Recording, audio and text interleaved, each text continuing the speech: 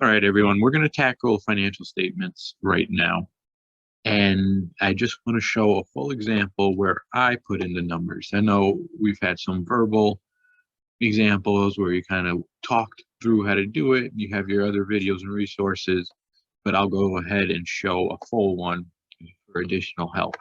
So what we're going to do is we're going to pretend we're Pumpernickel Company. And we're going to go through, they have all this information. So right now the company is telling us they have these accounts. Okay, all these accounts, and these are the dollar values of these accounts. And what we are tasked to do is to put them into financial statements. Now, real quick, the purpose of a financial statement, to reiterate all your other lessons, is to show people who want to look and evaluate a company how they look financially. So first we have the income statement. The income statement, the whole purpose is to show what the company's income is or loss. Okay, so if your expenses are more than your revenues, you're going to have a loss. So let's start. We got Pumpernickel, we're going to do the income statement. So on an income statement, I know this is set up already, but if it wasn't, you would always start listing your revenues. All right, so the first thing you want to do on the income statement is look at the accounts given and see what here is a revenue account. Could be one, there could be multiple. Going to be some type of revenue though. Now, generally you have the cheat sheet, you have all your other lessons, they walk you through what accounts belong where. Again, use Google search. You ever have an account you don't understand? Google it, see you have something called lilacs and potatoes, is that a common account type? Google it and see if someone says, that's generally an asset, it's generally a liability. Use your resources. But we have revenues and we're going to look here. Now, generally, until we get later on in accounting, when we get to what's called adjusting entries, there's going to be an account called unearned revenue, which is not an actual revenue account, it's a liability account. But for early on in accounting, where we are, anything that ends with revenue is going to be a revenue account. So we see for this company, we have consulting revenue and rental revenue. And what we want to do on the income statement is actually put those in. Okay, we're not going to just put a total revenue figure. People want to look at this and say, all right, say the company's total revenue is $200,000. What makes that up? So we're going to show what makes it up. So consulting revenue, $65,000. And then down here, we're going to put rental revenue. Okay, and the sheet is set up so it fits perfectly. But if we had to, we would just add more lines. Okay, we'd play with Excel, use our technology skills. So we see our total revenue is $87,000. Now we're going to go down to the expense section because if you look up here, there's no more revenues. We're done. There's only 2 revenue accounts. Now we're going to go to expenses. And expenses, again, the same thing, kind of the same what I said before. Where we are in accounting right now, if the account has the word expense in it, it's an expense account. Later on with adjusting entries, there's going to be something called a prepaid expense account. That is actually going to be an asset account, but we're not there yet. So right now, just take my word for it. Anything with an expense in this name is an expense account. But again, you could research, salaries, expenses, is that an expense? Yeah, use the internet. You have it at your disposal. So we're going to put in what we have here.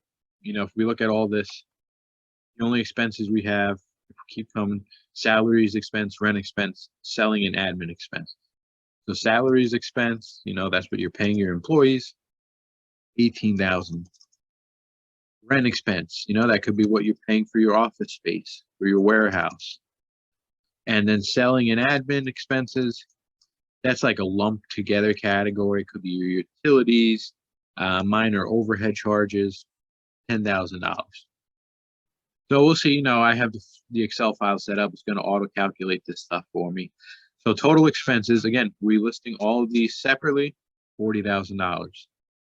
And now, again, the formula on Excel is set up, but your net income will always be total revenue minus total expenses. That's 87,000 minus 40,000, and you see that's where 47,000 comes from. Now, it's called a net income because it's positive, but let's say your total revenue here was $10,000, total expenses were 40, 10,000 minus 40 is negative 30. That would be a net loss. That means the company lost money overall. All right, so we got the income statement down. That's it. That's all the expenses that were up here. Now, again, another company might have 15 different expenses, and yet we have to list them all. Okay, the same with revenue. They might have 15 different types of revenues. We're going to list them all. But for this problem, nice and easy and light, we're going to keep it as is. Now you move on from the income statement and you go to, it has two names depending on the type of company. It's either a statement of retained earnings or it's a statement of owner's equity.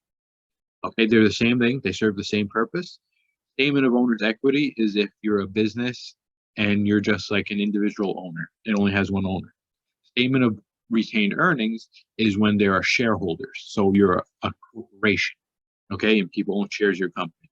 So since this one is a statement of retained earnings, we're dealing with a corporation. And, it says up here, Pumpernickel Company, that generally means corporation. So when you have the statement of retained earnings, the first thing you want to do is you want to put in whatever the current balance of your retained earnings is. Okay, that's going to be given to us in most cases in our accounting. So we see up here in Pumpernickel's information, retained earnings December 31st, year one, $20,000. So, it's just like putting together a puzzle. Find what belongs here, put it in. Then we're going to add net income. So this is why the income statement has to be prepared before the statement of retained earnings, because we're going to add what we calculated as net income. So that'd be $47,000. Okay, and again, you see I have the formula in there. If not, though, you would do a subtotal and you would add the net income with the beginning retained earnings, and you would put in, here's its subtotal, $67,000. Now you would subtract owner's drawings. So did this company even have owner's drawings? Let's see. Up here, we're going to look. Yep, there it is. Owner's drawings of $10,000. So owner's drawings is when a business owner, CEO, withdraws money from the business. They almost use it as their own bank account. So they're taking out $10,000 from the business. That's why it's being subtracted. And then what we do, so I don't have the formula here, to calculate what is the updated balance of retained earnings after we add in net income and subtract owner's drawings. So the updated balance would be December 31st, year two. What we're going to do, we'll just do a little formula. We're going to take this subtotal. And again, that's why it says less owner's drawings. We're going to subtract owner's drawings. And our new retained earnings balance is $57,000. Okay.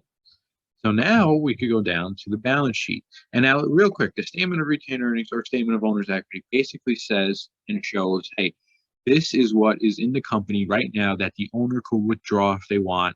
This is money the company has that it could kind of play around with to invest in stuff, or if they wanted to just shut down the company, this is how much they would take out and just wash their hands. So, there's $57,000 in there right now that the company could play with. Now, the balance sheet, purpose of the balance sheet is to show off that accounting equation we learned at the very beginning. The accounting equation, again, is assets equals liabilities plus owner's equity. Okay, again, for a company, owner's equity and retained earnings, you flip, but overall equity.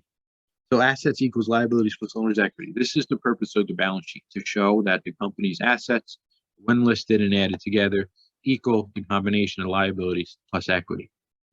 So again, we have all this great information up here. You might be looking and saying, all right, I don't know what's what. Again, you have the cheat sheet, you have all these resources, but that's accounting. There's not going to be one tell-all email, one tell-all video that says, here's everything. You're going to have to look at all the different resources and lessons. You're going to have to look at them again and again. This is how accounting is, especially, higher level college course. So for this purpose, you could bring up the cheat sheet. The cheat sheet has common accounts. And if you bring that up, I can guarantee these 4 accounts are on the cheat sheet as assets. So what you're going to do, you could copy and paste, but I'm going to type them in to make sure there's no issues. Cash is an asset. It's a resource for a company. Accounts receivable means that at some point in the future, you're going to receive cash. So it's the resource of the company. Supplies, they're supplies you use for the benefit of the company. So they're a resource. Equipment is something you use for the benefit of the company. So it's a resource. So these 4 accounts are going to go down here under assets. And again, we list them individually. We want financial statement users to be able to look at the balance sheet and say, all right, if assets total $1 million, what makes up those assets? Okay, and for this company, what makes up the assets is cash, accounts receivable, supplies, and equipment. Okay, and the only one I remember is cash was $50,000, but now let's scroll back up. See what else? Accounts receivable was 11,400. Supplies were 5,000, and equipment was 16,000. 5,000 and 16,000. Now I think the formula is down here. All right, so it auto calculated total assets 82,400. Okay, if the formula wasn't here, you would just add all these together, and that'd be your total assets. And now, whenever generally you're going to have an assignment like this that gives you a company with their account balances already, it's going to be in order of assets, liabilities, owner's equity, revenues, expenses. So that's why I didn't even bother to look down here to see if there's any more assets, because I knew it starts with assets, and then as soon as you get to the first non-asset item, which accounts payable is liability, not an asset, you know you're done with assets. Okay, so that's a little trick. But that's it, we're down to accounts payable. Liabilities, again, are obligations the company owes someone or debts they have to pay off. Generally, if it has the word payable in it, it's an obligation. You know, your credit card bill is payable, it's something you have to pay. So if we look here, accounts payable $4,000, that's liability. We're going to come down to the balance sheet. We're going to list accounts payable. You know, if you were unsure though, you know, you weren't sure if accounts payable is liability, what do? Bring out the cheat sheet, bring out the older videos. Again, they all work together. We go back up here. Are there any more liabilities? No, there's this thing, common stock. It's a little early for common stock to exist in these assignments. So I'll just tell you, right out, common stock is an equity account. So what we're going to do is we're going to come down here and just put common stock as equity. And it was, I forget the amount was, $25,000. All common stock is that's how much money a company has from people who bought their shares of stock. So if you're an individual business with a sole proprietorship and you don't have shares of stock, you don't have an account called common stock. All you have is owner's equity or owner's capital and then owner's drawing. Now, what else goes under equity? If you look down here, you see we don't balance total liabilities and equity. You might say to yourself, yeah, let's do owner's drawings down there. But here's the thing, whenever you use an account on any financial statement, it's done, it's used up. So you're not going to use owner's drawings on the balance sheet because they're already used on the statement of retained earnings. So it's done. So if you want, to kind of wrap your head around it, every time you put an account on a financial statement, you want to yellow it out. It's done, can't be touched. Yellow. We use this statement of retained earnings, owner's drawings, we use all these we used. Now you're looking, you're saying, all right, there's nothing left to use. How do we get this to balance? Well, what you put on the equity statement, and this is why the balance sheet comes last, is you put this ending retained earnings figure that you had to calculate. And remember, you had to calculate it by using the net income from the income statement. So that's why the income statement's first, followed by the statement of retained earnings, followed by the balance sheet. So down here, we would put in that full title, retained earnings, December 31st year.